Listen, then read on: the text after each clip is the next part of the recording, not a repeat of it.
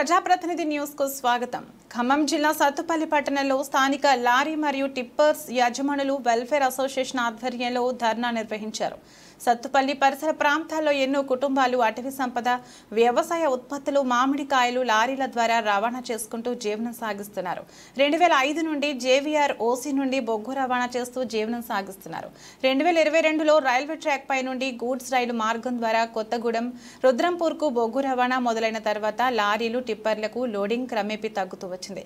2024 జనవరి నుండి సగటున 3000 టన్నులు మాత్రమే లారీలు, టిప్పర్లతో రవాణా చేయడానికి అనుమతి ఇస్తున్నారు. ఇది లారీ, టిప్పర్ యజమానులు మరియు ట్రాన్స్పోర్ట్ కార్మికుల జీవనంపై తీవ్రమైన ప్రభావం చూపుతుంది.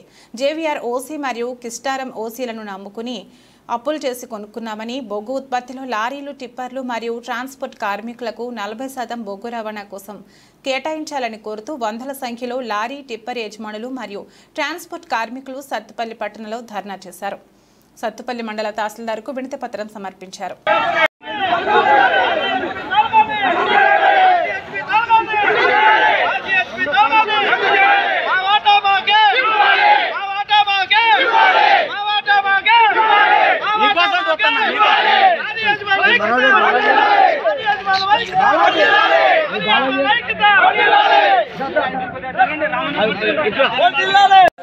కస్టమర్లు బయటికి వెళ్ళిపోతున్నారు.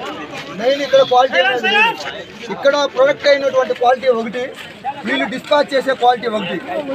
వీళ్ళకి వాళ్ళ కస్టమరు అతను అయితే A grade, for example G13 quality కొనుక్కుంటే వాళ్ళు G10, G9 అడుగుతారు. వాళ్ళు G13 అడుగుతుంటే వీళ్ళు G15 లో గ్రేడ్ బొగ్గిస్తున్నారు. దానివల్ల పర్మిట్లు సైడ్ అవుతున్నాయి. అసలు మెయిన్ కాజ్ ఏమిటంటే 2022లోనే ఆర్సీహెచ్పి రోడ్ మూవ్మెంట్ అనేది ఎన్జిటి వాళ్ళు క్యాన్సిల్ చేశారు. దాని గురించి సింగరేణి వాళ్ళకి సెంట్రల్ గవర్నమెంట్ వాళ్ళు ఎన్జిటి ద్వారా మొట్టికాయలు కొట్టినా కానీ వీళ్ళకి బుద్ధి లేక కార్పొరేట్ సంస్థలకి అమ్ముడు పోయి కార్పొరేట్ సంస్థల దగ్గర వీళ్ళు పరోక్షంగా ఏదో లబ్ధి పొంది ఇవాళ స్థానిక లారీ యజమానుల కడుపు కొడటానికి తయారయ్యారు. మా ప్రాణాల్లో అయినా తీసుకుంటాం కానీ ఇక్కడ నుంచి ఆర్సీహెచ్పి డంపింగ్ అనేది మా యజమానులు ఎవరు కూడా జరగనివ్వము, తీసుకెళ్ళనివ్వము.